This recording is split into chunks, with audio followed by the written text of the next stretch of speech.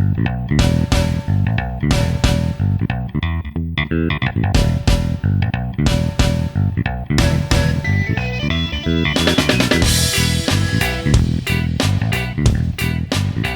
everybody, Towards the Max Extreme here.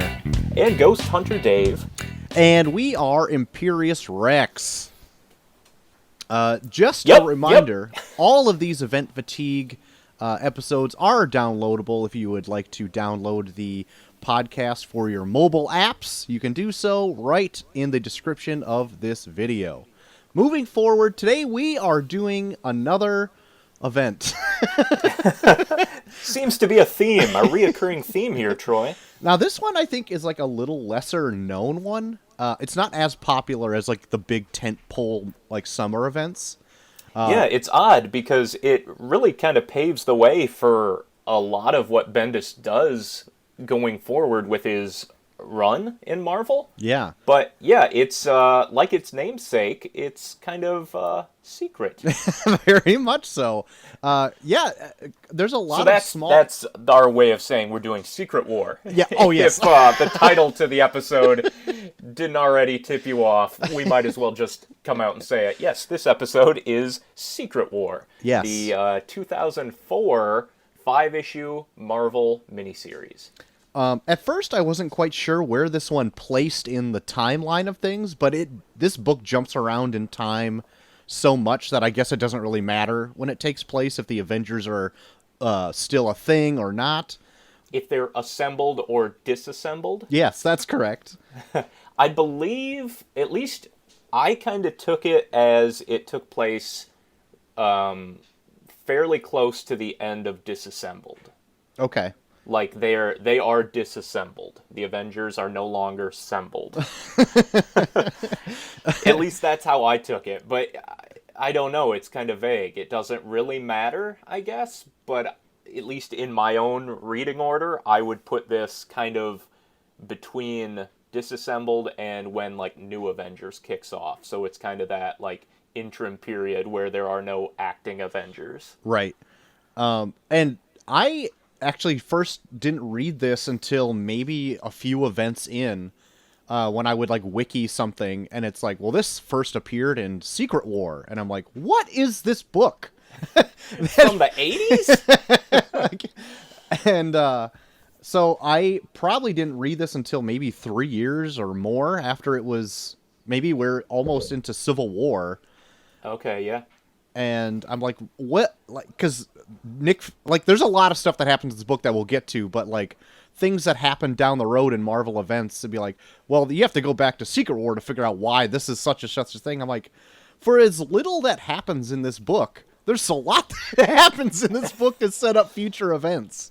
That's right. He also kind of introduces a couple mainstays that take center stage throughout his run. Mm-hmm. I don't know how much Maria Hill was prevalent in the Marvel series until this, and same with, what is the young girl's name? Oh. Daisy Johnson? Yeah.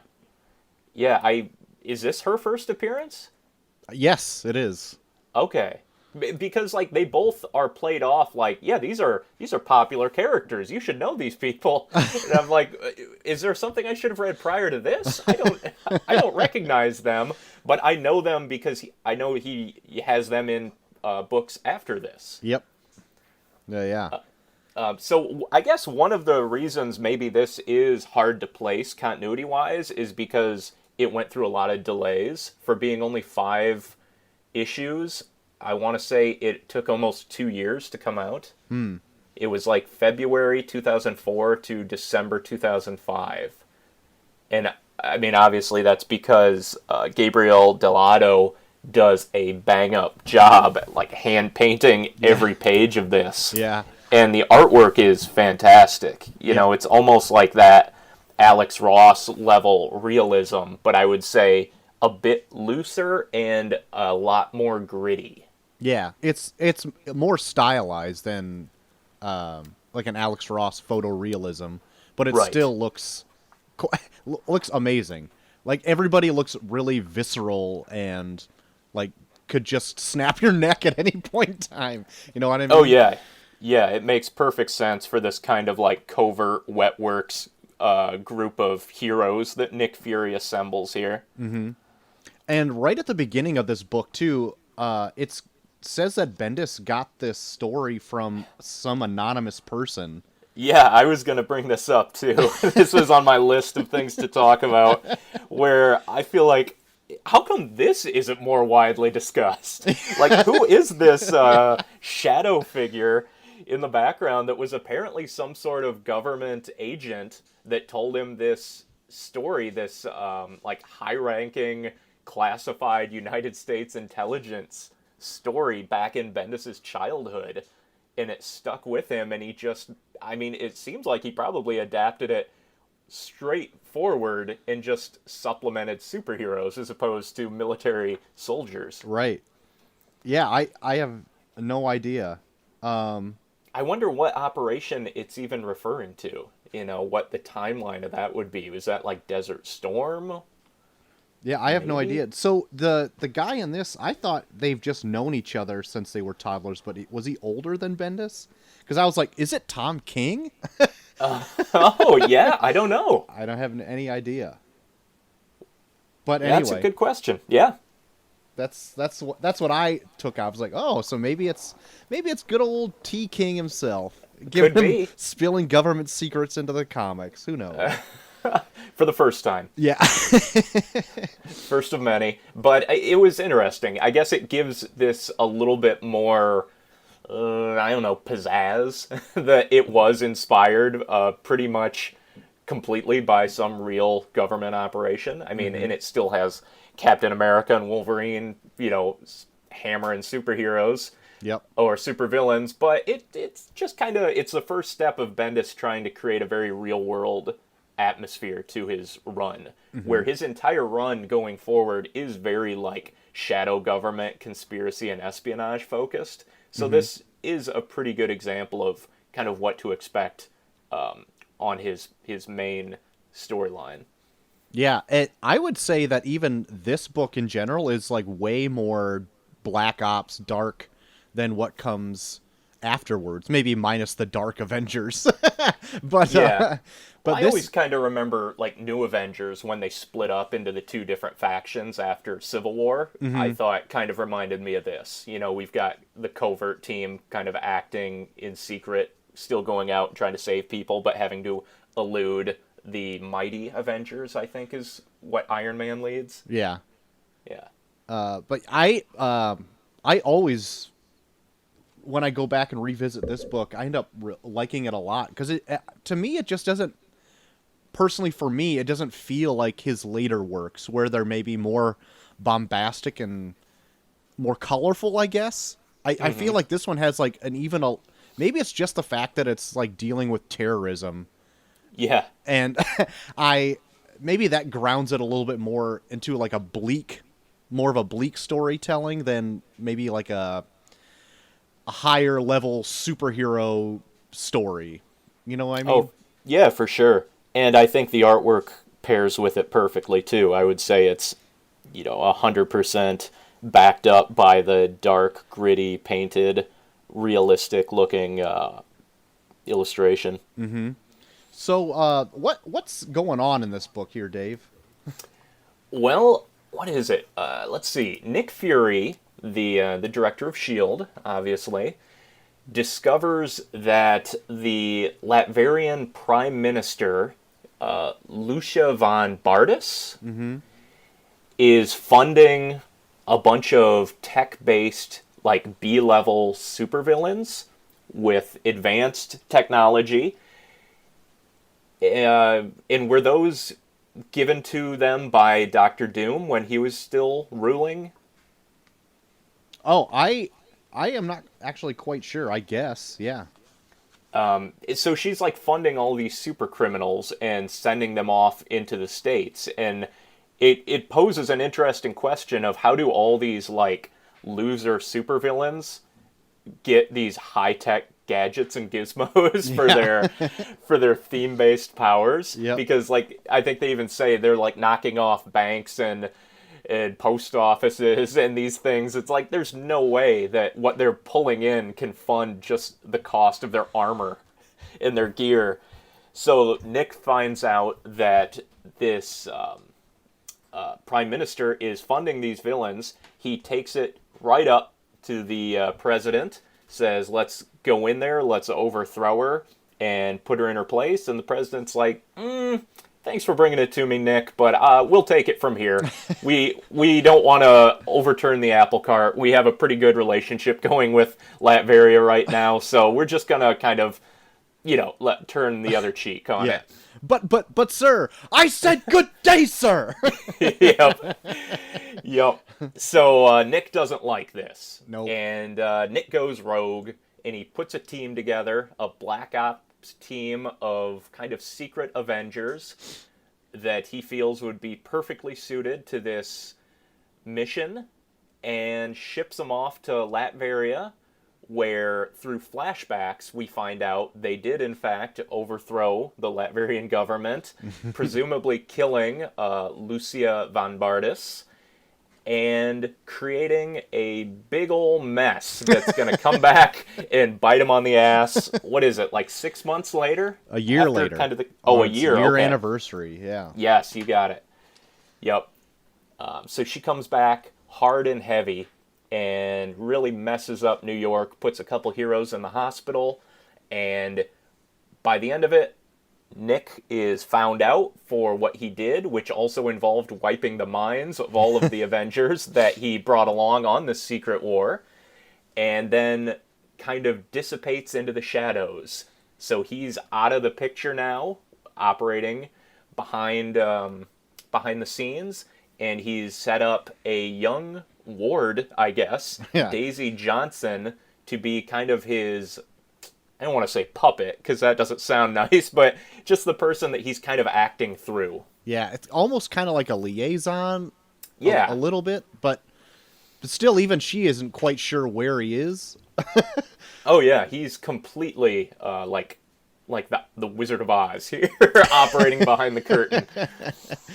Yeah, so, and that's it. Like, it's a pretty tight story, and like we were talking like right before we started recording, about like we thought there was way more time spent in Latveria, and there isn't.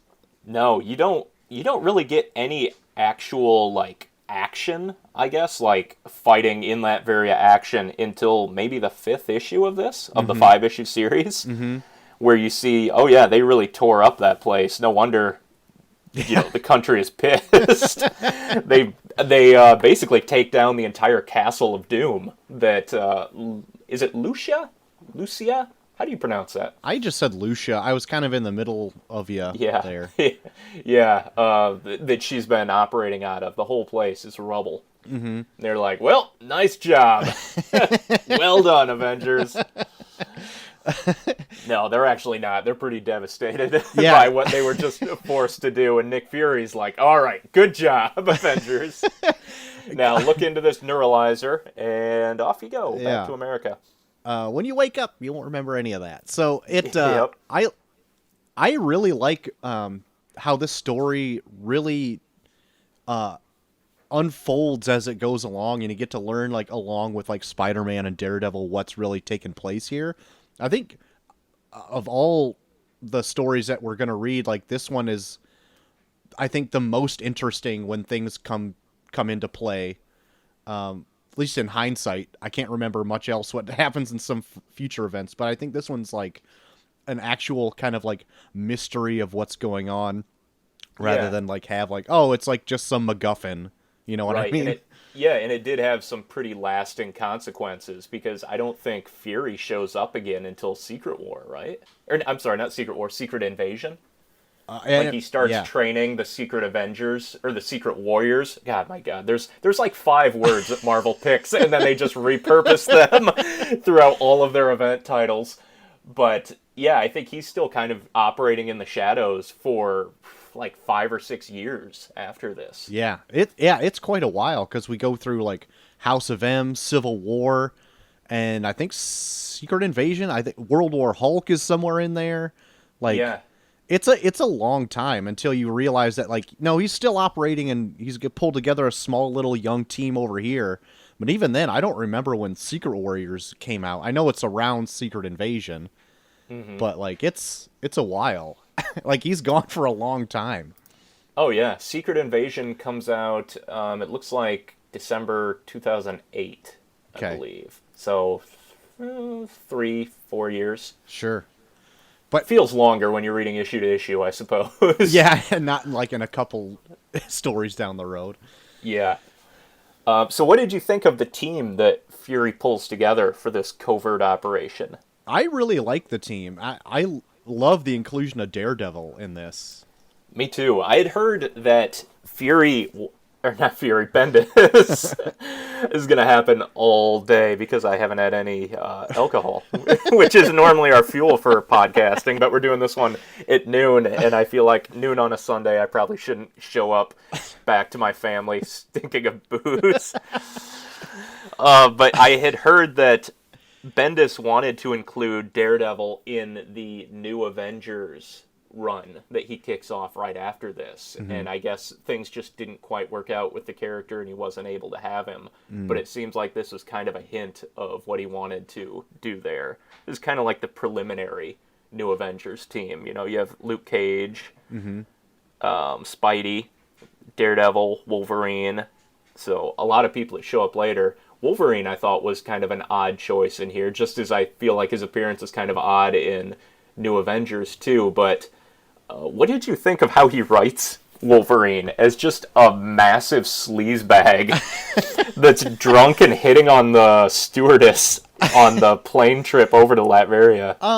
It was a little bit out of place. I feel like Wolverine would be more collected than that. Yeah, he just seemed like a loose cannon there. And I know they kind of, you want Wolverine there to be that loose cannon sometimes, but he's more collected than that. Absolutely. He seemed like a frat boy. And I didn't think Wolverine could really get drunk. Okay, I was just going to say that, because in the back matter in this, they have like a little Shield classified thing about Wolverine and says he can't get drunk. So is he just like putting on a show to impress everybody? I wasn't sure. I thought they were going to bring this up later, but maybe it was my own headcanon that they had to get Wolverine like tranquilized in order to even get him on, to coax him onto this mission. Yeah, I would have been okay with that. But that seems more in character than drunk, stumbly Wolverine. Yeah, because he is fucked up. He absolutely is. And he's basically like sexually assaulting this poor flight attendant. Like Captain America has to actually like calm him down and say like, "Take a seat, Buster." Yeah, be the dad in this situation. Yeah. But I like this proto New Avengers team he put together. It's like nice practice for him what's coming down the road. Or maybe has already started at this point. I don't remember. But would this have been right after he got off of Daredevil, roughly? Yeah, it must have been. Daredevil? I believe it was prior to this, but I could not tell you the timeline of that. But yeah, I feel like... Or yeah, it had to be, because in this, aren't they constantly saying like, "Oh, Matt Murdock, you're Daredevil, right?" Wink, wink. Yeah. Is like, no, I'm not. Trust me, I'm not. And I want to say that was established during his run on Daredevil, that his identity was brought out into the open. Okay. There's a lot of kind of weird, oddball things in the Marvel timeline that are still happening in this. Like Spider-Man has the organic web shooters still. Oh, does he? Yeah, and Daredevil has just been outed, but not really, and they just kind of go back and forth on that. Mm-hmm. Is this the first... And I think Tony Stark, too. Tony Stark is or isn't Iron Man. Is this the first mention that Jessica Jones is pregnant? It might be. Because that's another thing that's another like little nugget that he plays with for a while. But I couldn't remember if that happens in this or like Jessica Jones's own title. I can't remember. Yeah, I never read that, but he wrote that too not too long before this. God, he's touched just about everybody, it seems like, in the Marvel Universe. I keep forgetting how many characters he did like an extended run on prior to taking on like the main Avenger title. Yeah. But I He have really loves Alias Luke here. Cage. I've never read it. Yeah, same here. But man, he loves Luke Cage. He loves Jessica Jones. He loves these street level heroes. I think that's extremely prevalent if you're reading New Avengers, like right around this time. Like all the like low street level people. Well, for a while, I guess that happens after I think they split up between like it's when like Lionel Yu starts drawing it. Yeah. Oh my god, I really like the low level street level Avengers type stuff. I think almost prefer it.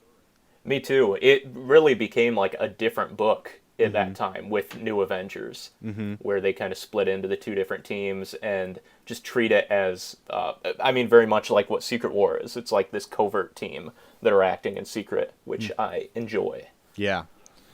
So yeah, when all of the action starts going down in this, and everyone's kind of like unraveling, because what Peter Parker keeps having like what he thinks are like memories spark into his brain, and he comes up to Daredevil and is like, "Do you remember any of this stuff?" "No."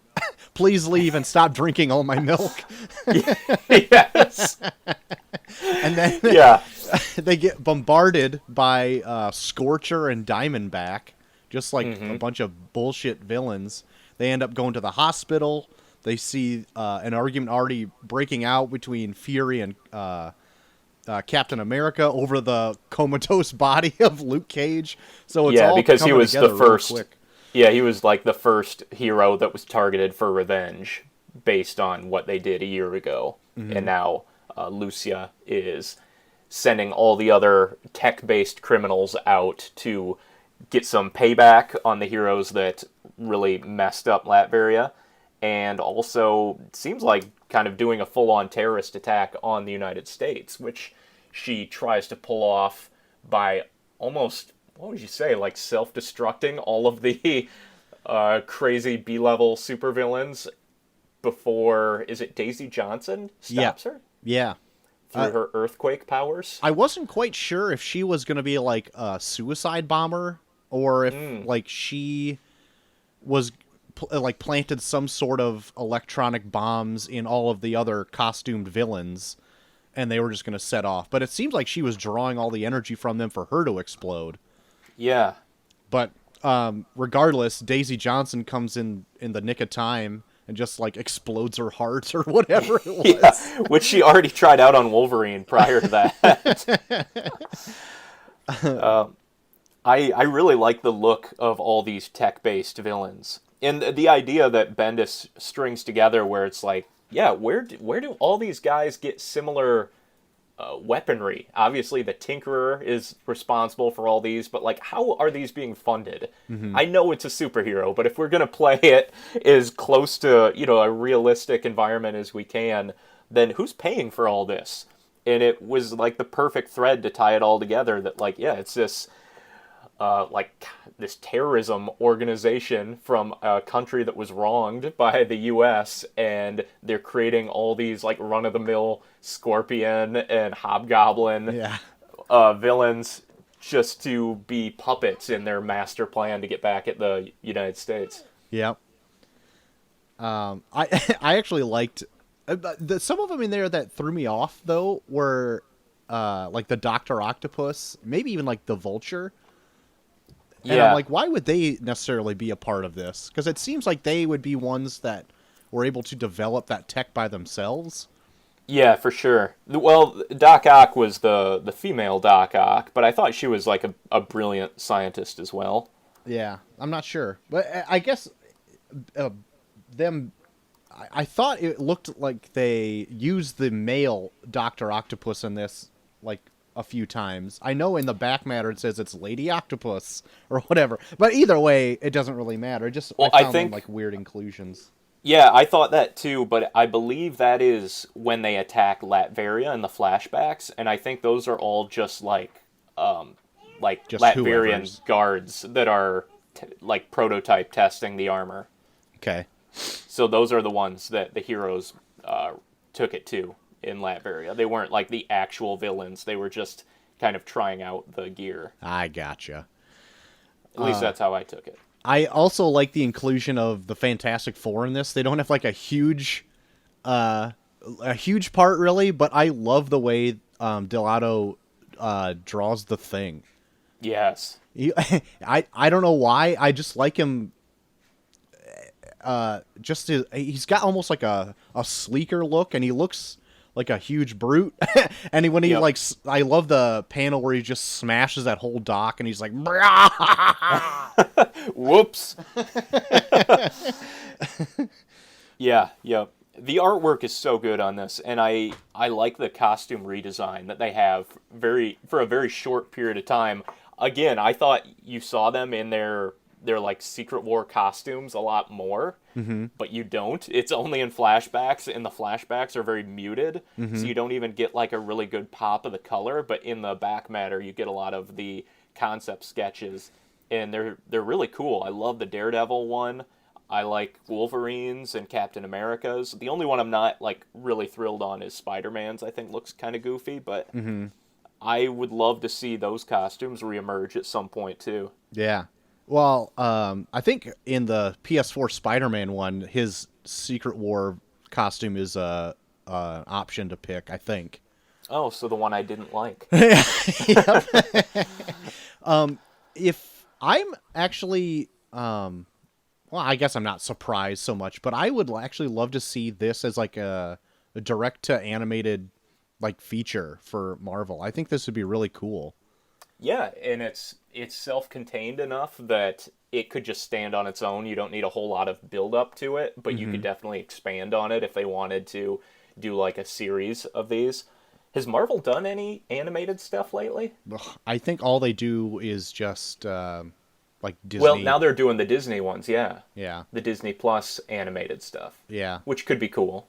Well, Yeah, it I would be hope so. interesting if they did that. I feel like they wouldn't try to like convolute anything by having two different Avengers storylines running at the same time, one animated and one not, but it would be interesting to see. It feels like it could be one of those DC animated features. Yeah, for sure. So what do you think? Where does that leave us? There's so much back matter in this. It leaves us at that, but I'm not reading any of this. I skimmed through a lot of it. My lord, does Bendis love to write. Yeah, he does. Just look at this and you're like, my god. Yeah, It's like a book's worth of actual like text on this. right. I was gonna just thumb through this before we did it because I've read this maybe 2 or 3 times, but I just remembered when I thumbed through and I saw like halfway through it says the end in it, and I'm like, oh, and then Yeah. flip through the rest and it's all just like The shield files. shield files, like background on every character in this, like a Marvel handbook almost. Very much. Yeah, you think, like, did he have help on that? Was that kind of ghost written? Or did he just say, like, yeah, I gotta get all this off my chest. I just want to write character bios for everyone currently living in the Marvel Universe. Which is essentially what it feels like. Like, you can skim it. You can go and pick out the ones that you actually give a shit about. But they give you so much information. Yeah. And I don't really know if it really adds too much more to the story. In between the issues, there's like a little bit of like shield files of like conversations that go on.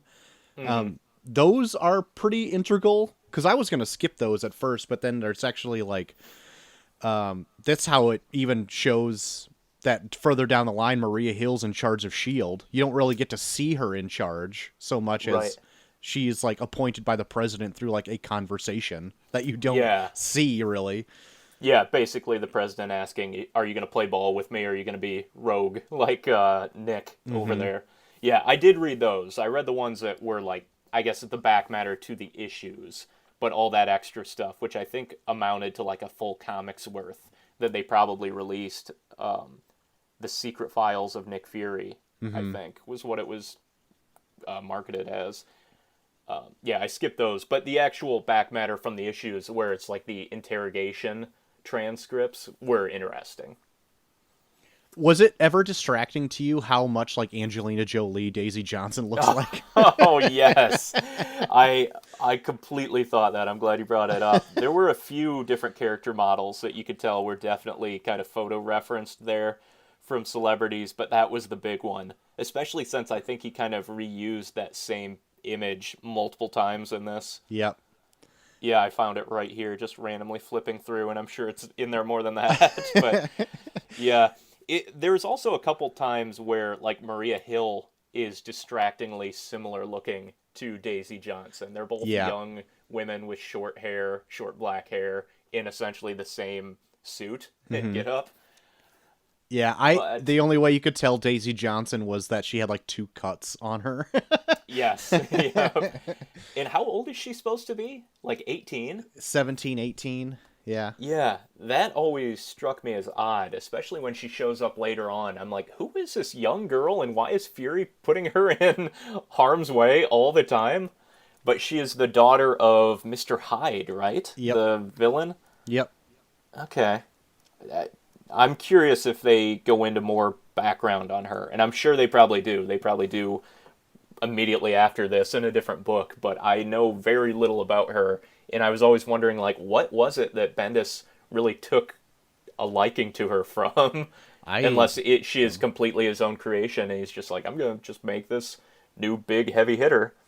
I'm pretty sure it was like his own creation and saying like, "Hey, I'm just going to start something here." Cuz he likes to put out like a strong female character in almost every book that he does.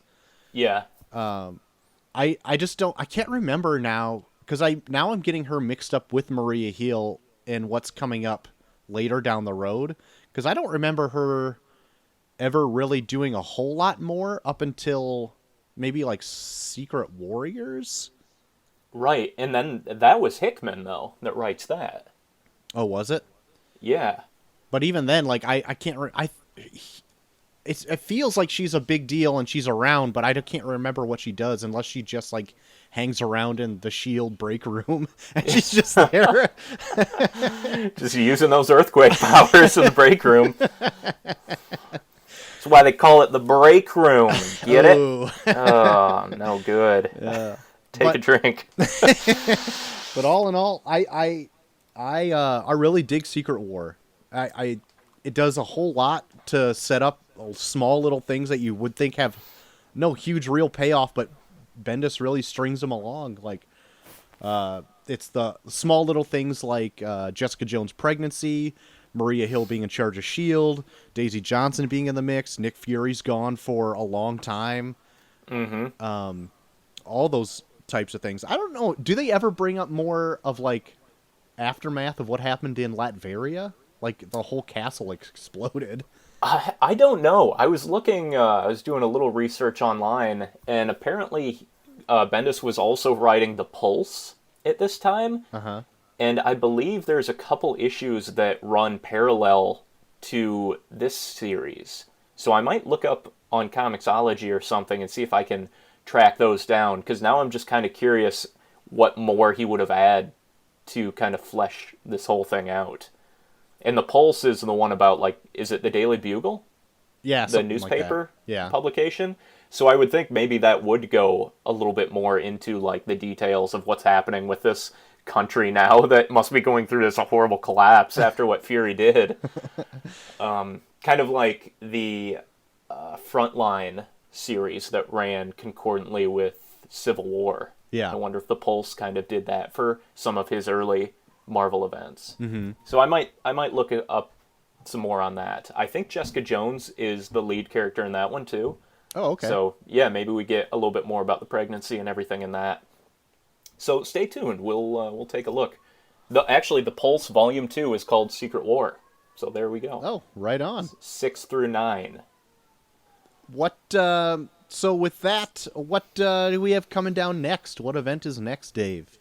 Well, I guess the next like major event would have to be House of M, but I feel like we should almost take a quick pause and concentrate on his New Avengers launch there. Okay. Because that is so pivotal to everything that comes after that. Okay. And I feel like the formation of that team in the Breakout story arc is almost an event in itself. You know, it kickstarted this entire new title and new team of Avengers. And from just recently rereading it, it's a good, fun read. So let's do that. Let's take a pause and read about the formation of the new Avengers. All right. Are we just gonna do like a volume 1 or volume 1 and 2? Let's do volume 1 and 2, because I think that takes us right up to House of M then. So it's going to cover the raft breakout and the introduction of the Sentry. Okay. Sounds like a plan.